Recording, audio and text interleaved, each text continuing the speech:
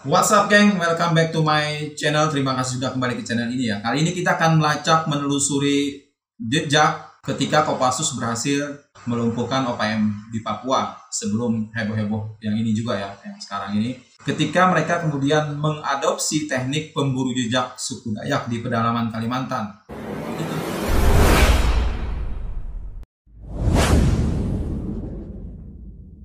Tapi sebelum sana jangan lupa like dan subscribe bagi yang belum dan sudah. Terima kasih banyak. Beberapa waktu belakangan ini geng di Papua kembali menjadi sorotan seluruh rakyat Indonesia ya, karena perlawanan gerakan dari separatis organisasi Papua Merdeka atau OPM yang semakin tidak terkendali. Bahkan kelompok bersenjata ini tidak segan-segan untuk kemudian menyasar masyarakat sipil dan prajurit TNI yang bertugas di bumi cendrawasih itu. Nah, langsung saja kita cekidot.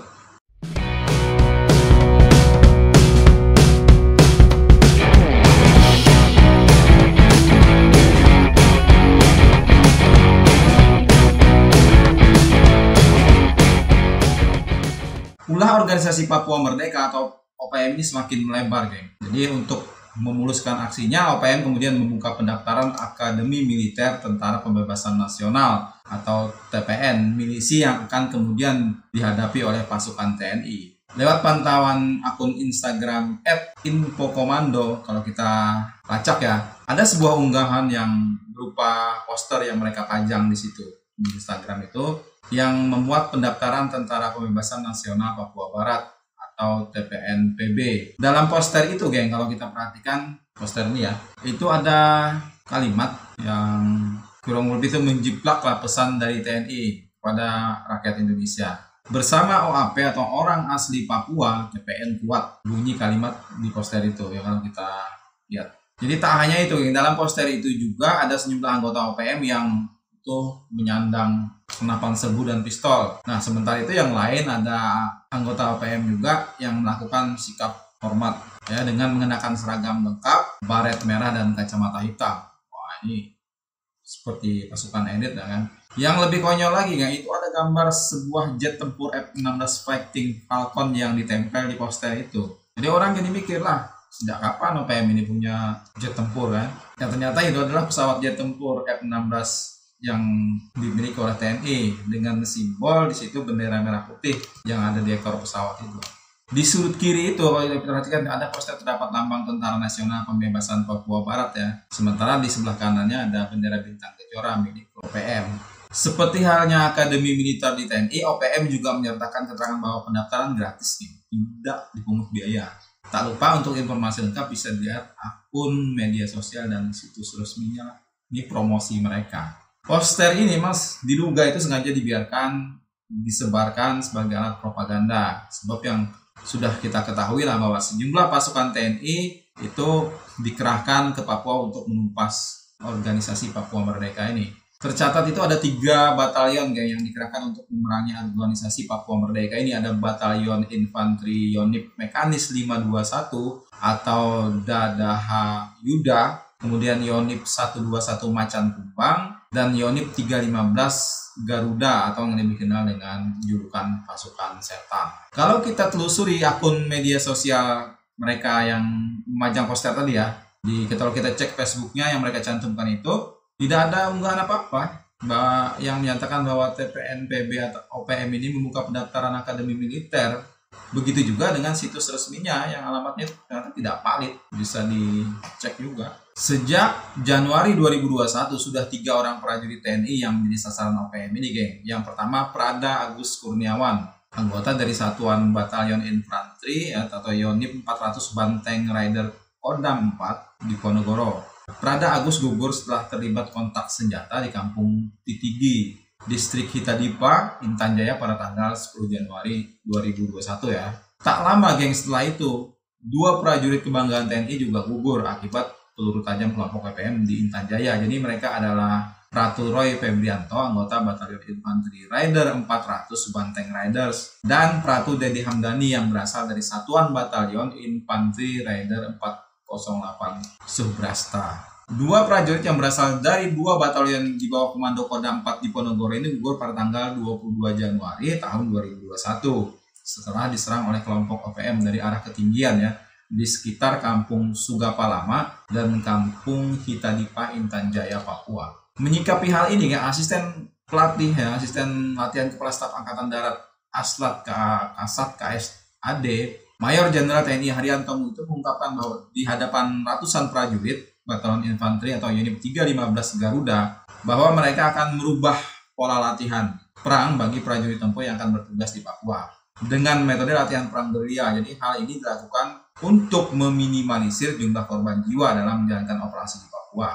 Dengan banyaknya korban di tempat tugas, asisten latihan ini membuat perubahan untuk personil yang melaksanakan tugas. Sehingga personil mulai Januari kemarin itu melaksanakan latihan yang menggunakan metode baru. Ini disampaikan oleh Majen TNI Haryanto, itu dikutip dari keterangan resmi mereka di Penrem 061 Surya Kencana. Latihan yang akan diselenggarakan ini bukanlah tipe latihan reguler ya, melainkan latihan yang memang itu dikhususkan untuk perang gerilya dan wajib diikuti oleh semua personel TNI Angkatan Darat. Latihan perang gerilya ini geng perlu ditingkatkan lagi. Jangankan kita, kata beliau, Amerika pun di Vietnam tuh hancur lebur. Makanya perlu latihan taktik perang gerilya yang harus dikuasai oleh semua personil lah.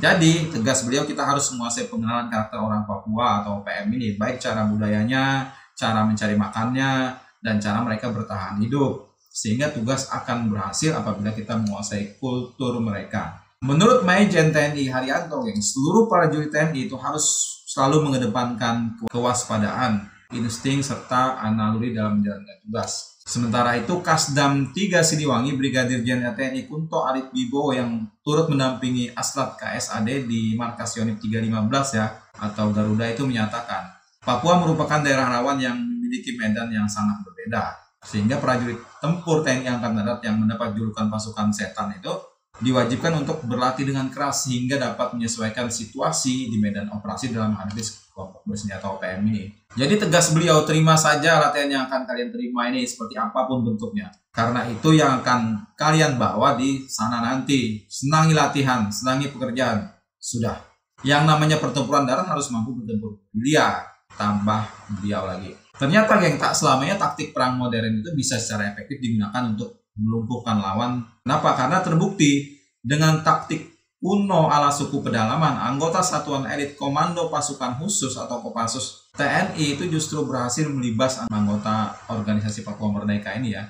Jadi sejumlah prajurit TNI itu akan dikerahkan ke Papua untuk menumpas anggota OPM yang kian meresahkan. Jadi langkah yang diambil pemerintah itu ya lewat Kementerian Koordinator Politik, Hukum, dan Keamanan yang menyatakan bahwa OPM ini semakin berbahaya lah. Sejauh ini kayak diketahui ada 3 batalion infanteri yang dikerahkan ya. Kemudian untuk menumpas kelompok OPM jelas bukan perkara mudah, sebab para anggota OPM ini memang unggul dalam hal penguasaan medan. Mereka tahu betul rimba Papua ini. Oleh sebab itu, geng, butuh persiapan khusus bagi pasukan TNI agar mampu menjalankan misi dengan sempurna. Namun, geng, jangan lupa ada sejarah keperkasaan TNI juga pernah tertoreh di Papua ini. Dengan taktik kuno ala suku Dayak, anggota Satuan Elit Komando Pasukan Khusus atau Kopassus TNI itu justru berhasil melibas anggota organisasi Papua Merdeka atau OPM ini. Sejarah kehebatan TNI ini diinisiasi oleh Menteri Pertahanan Prabowo Subianto saat berpangkat Majen. Satuan khusus ini dipelopori Mayor Prabowo Subianto atau Komandan Pusat Pendidikan Khusus Kopassus di Batu Jajar, Jawa Barat, yang kemudian menjadi Komandan Jenderal Kopassus. Instruktur teknik perang kuno ini diambil dari para pemburu jejak suku Dayak di pedalaman Kalimantan ya. Satuan ini teruji ketika Kopassus membebaskan 13 sandera geng yang tergabung dalam ekspedisi Lawrence 95 yang disekap oleh gerombolan operasi Papua Merdeka yang dipimpin oleh Kelly Kwalik di pedalaman Mapanduma, Kerom Jaya Wijaya pada tahun 1996 Mei. Jadi geng, para peneliti sempat dijadikan sandera oleh anggota APM selama kurang lebih 130 hari lah jadi Papua itu. Para anggota Kopassus yang masuk dalam unit khusus Sandi Jejak bentukan Prabowo itu memiliki kemampuan lengkap dalam menghadapi pertempuran. Pasukan ini biasanya diterjunkan di medan apapun, hutan, gunung, atau bahkan laut sekali. Anggota khusus Sandi Jejak ini sangat menguasai teknik fast trooping atau pasukan gerak cepat, fast rappelling, dan stabo dari helikopter. Tak hanya itu geng, dalam unit khusus ini juga ada seorang penembak jitu atau sniper yang dilengkapi dengan senjata standar anti teror dunia lah. Kemudian ada sederet senapan serbu canggih yang menjadi andalan unit khusus Sandi Jejak Kopassus ini. Mulai dari Heckler dan Koch, MP5, Steyr, Pindad SS1, sampai pistol otomatis yang tidak perlu lagi dikokang. Heckler dan Coach P7 dan sepatu lapangan yang ngecoh lawan karena jejak tapaknya itu berjalan ke arah yang kebalikan. Triknya itu. Unit khusus yang dibentuk oleh Prabowo ini ternyata Dikjaya, geng. Tepatnya pada 9 Mei 1996 itu ya. Pasukan Kopassus itu berhasil menyelamatkan 11 dari 13 orang yang disandra OPM, pimpinan Kelly Walik tadi. Unit khusus Sandi Jejak ini memainkan peranan penting dalam keberhasilan ini. Jadi pasukan Kopassus itu akhirnya mampu melumpuhkan anggota OPM ini setelah menjalankan misi sejak 8 Januari 1996. Atas prestasinya membebaskan sandera di Maven Duma, media Inggris The Times pernah memuji Kopassus sebagai salah satu pasukan terbaik dunia setelah Special Air Service dari Inggris dan pasukan khusus Israel. Namun, geng, pamor Kopassus mundur setelah reformasi 98. Itu terkait dengan pasukan khusus kita atau Kopassus yang mengadopsi taktik perang pemburu jejak suku Dayak pedalaman Kalimantan. Terima kasih sudah menonton. Jangan lupa like, share, komen, dan subscribe. Kita akan berjumpa lagi.